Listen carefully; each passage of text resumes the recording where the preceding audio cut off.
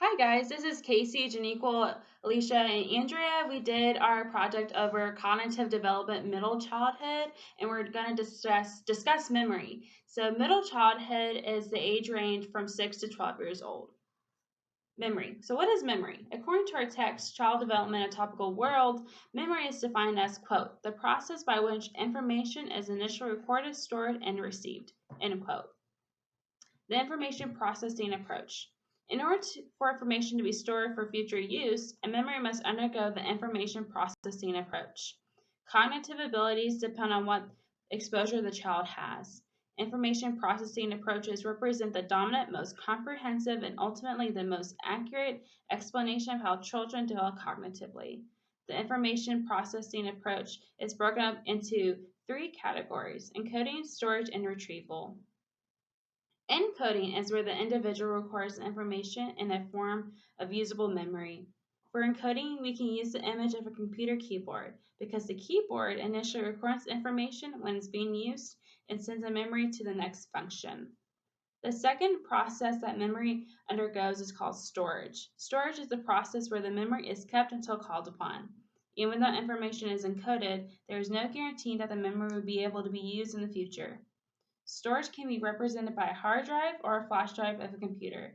This is where information is found and can be put into use. Finally, the last process is called retrieval, and this is where the memory is stored, located, and brought into awareness and is put into use.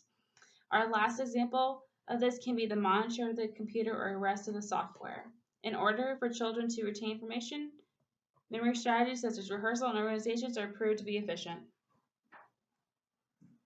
Sensory memory is the initial momentary stage of information that lasts only an instant, records an exact replica of the stimulus. An example would be when someone sees an object briefly before it disappears. Short term memory, also known as working memory information, is stored for 15 to 25 seconds according to its meaning. An example would be when someone is given a phone number and is forced to memorize it because there is no other way to write it down. Long term memory is the information that is stored relatively permanently, although it may be difficult to retrieve. An example of this would be motor skills and procedural skills, such as riding a bike.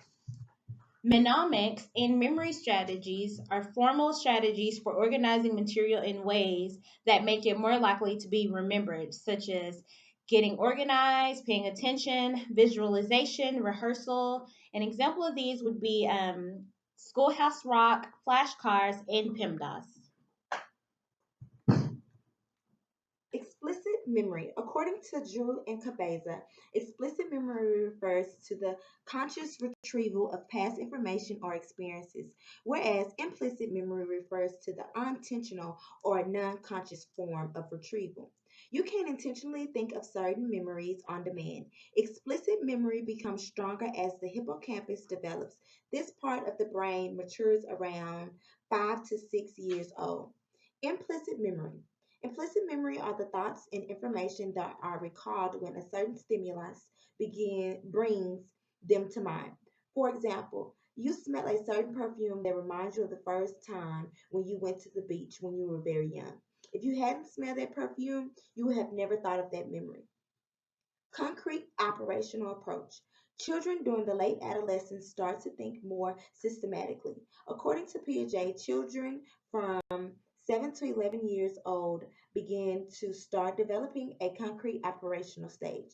This is where they start to process information more logically and they uh, begin to start thinking more practically. For example, a child who has established concrete